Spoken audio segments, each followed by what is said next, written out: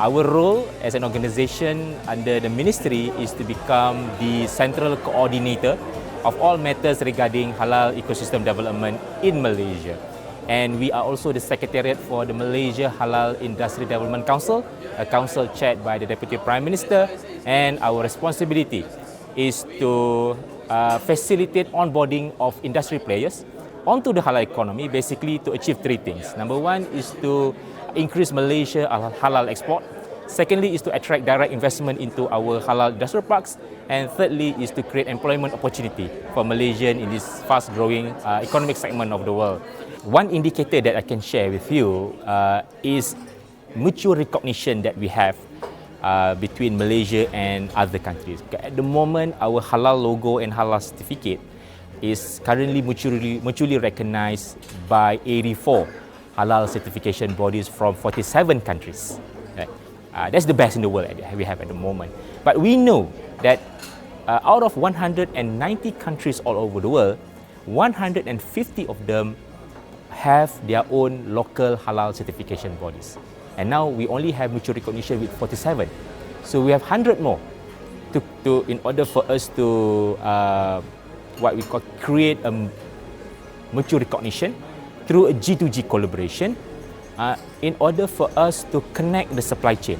World Halal Business Summit is really important because it brings a lot of people together from all different walks of life, and more importantly, there are a lot of business opportunities that comes up. The issue is always the myth and the misconception of what halal is and the requirements and all that. This World Halal Business Summit gives us the opportunity to clarify with everybody. I would define the halal business as probably not as two-dimensional that others see it. So they may see, oh well, we're halal because we sell hijabs or we sell this particular prayer mat. I look at halal business, that those businesses that are purpose-driven, firstly to please Allah subhanahu wa ta'ala, and then to do good things using good money and to create good outcomes, not just for ourselves, but our employees, our stakeholders, and they provide a positive result and impact in their communities, either locally, nationally or internationally. Gathering like these are really important. In fact, I flew in this morning just to be here. And so it shows the importance, and because you have people from all around the world coming together. The halal industry, as the Deputy Prime Minister said, is over $1 trillion. But there's so many areas that we still don't focus on. So this morning I talked about our own business and how we are changing. So when I was growing up, my father said, look, Islam spread initially through trade, not, because traders went and did business in different cities, and they were seen as people they could trust, people can, know that there's not going to be fake goods, etc., etc. So there was integrity in the business that they did. And so for me, when I was doing the tea business, I realized the people working in the industry are some of the lowest paid in the world, less than $1 a day for 10 hours or more of work in the high heat. And I thought, well, that can't be ethical, that can't be right. It throws out all the norms that we talk about, halal. I, as a business person, said, no, that can't be right. We have to change that. So in the session, we talked a lot about some of the inherent issues that are associated with some of our production systems and how the drive for improving welfare is improving some of those. But there are some issues, for example, water bath stunning, which is widely recognised as having some welfare issues. And it is a method that is widely used for halal, and it can be done well, but also has complications with it. So we talked a lot about some of those complications, but also how they can be solved. And this relates to some research that we're doing at the Royal Veterinary College, geared towards trying to find a practical alternative to water bath stunning that maximises welfare for the animal, but also doesn't decrease the line speed. So it's still relevant to industry and doesn't have economic impact to consumers in the future. Why halal products is more expensive? This was the very important question. You know what I mean? The halal products, it must be cheaper than other products. Today I find that one. Everybody try to say that's because certificate, that's because the other paperworks. But end of day, the potential is huge. You know what I mean? So they should find one way to make it more cheaper. So even people, non-Muslim people, will come to you as well. There are around 1.8 billion Muslims in the world, creating a huge demand for halal goods. 20% of this demand are from Halal Certification Malaysia, and HDC offers a complete ecosystem around the halal industry.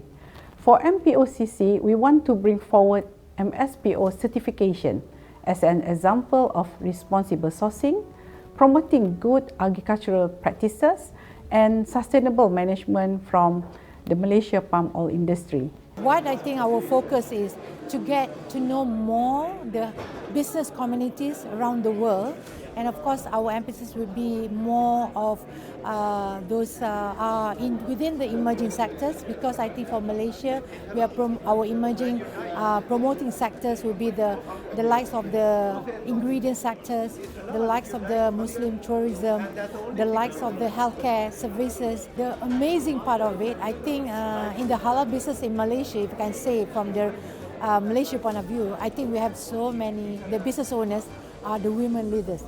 And they produce the halal products and services. They are even now exporting to other parts of the world. I think halal, as was mentioned before today, is aimed to be a brand. Okay, a brand which not only represents the halal product, but also gives the consumers the guarantee of quality, of safety, of hygiene, of a good, something good, which we said was tayyiban in the beginning. It's halal and tayyiban for the Malaysian colleagues. Yeah, for us, we believe in hygiene first, in the water applications, and in a strong synergy between halal and hygiene, and the added value of hygiene into halal, let's say, halal products. The halal or Muslim market is always a area that we are looking forward to. So it is an honor for us to participate, and for us to have a better understanding of the Muslim halal environment. I think there's still a lot for us to be able to understand, and which enable and enhance us to be able to elaborate ourselves into this market. I think for us, because the number of products that we needed to certify in a very short space of time just exploded, the sheer volume.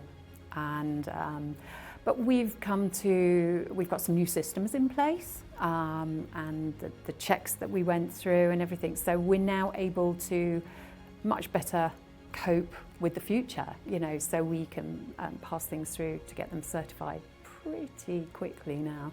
So it was a hard learning curve, but a successful one. And what we're also doing as part of that is I'm now undertaking quite a lot of training within the organisation.